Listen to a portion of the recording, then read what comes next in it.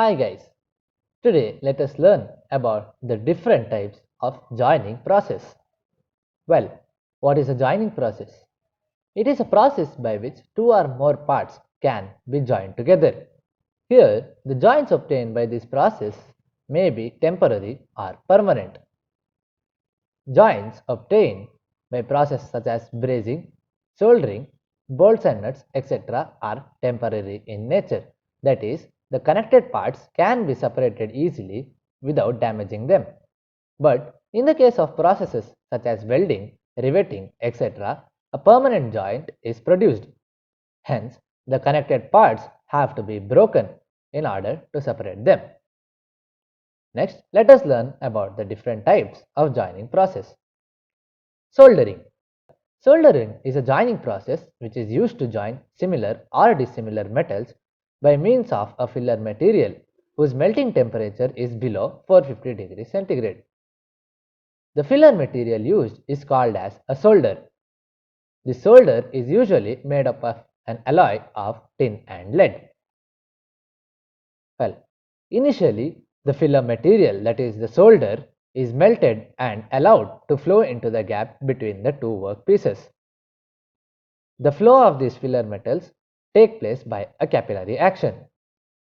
Hence, the solder then cools down and solidifies, forming a joint.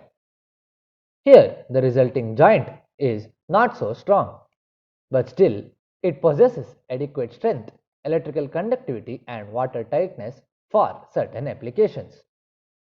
Well, before the soldering process takes place, the surface of the workpieces are prepared. Let us see how it is done.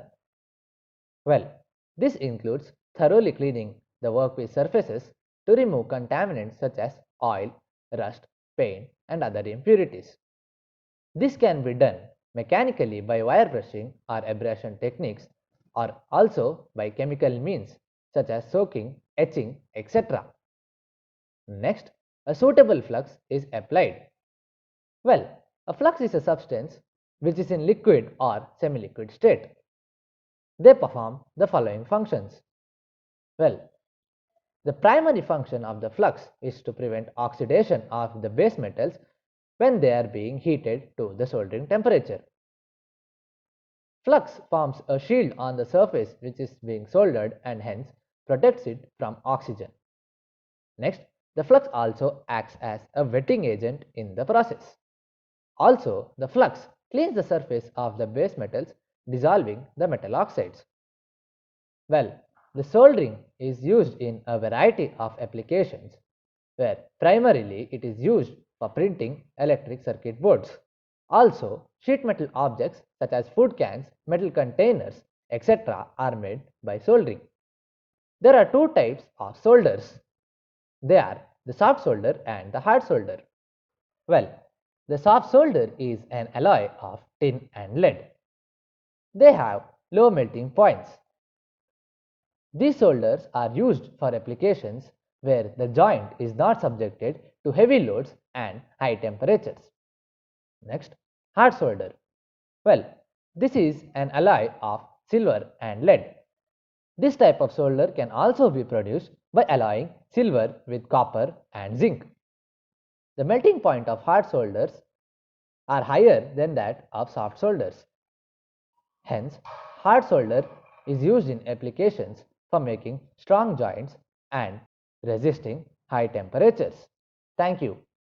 Wow, that's impressive! You have completed a magic today. For more videos, subscribe.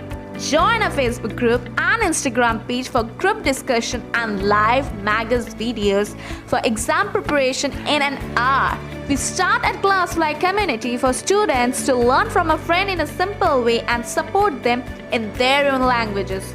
If you are willing to be that one friend who saves us at the exam night preparation, then please join us by visiting classfly.in.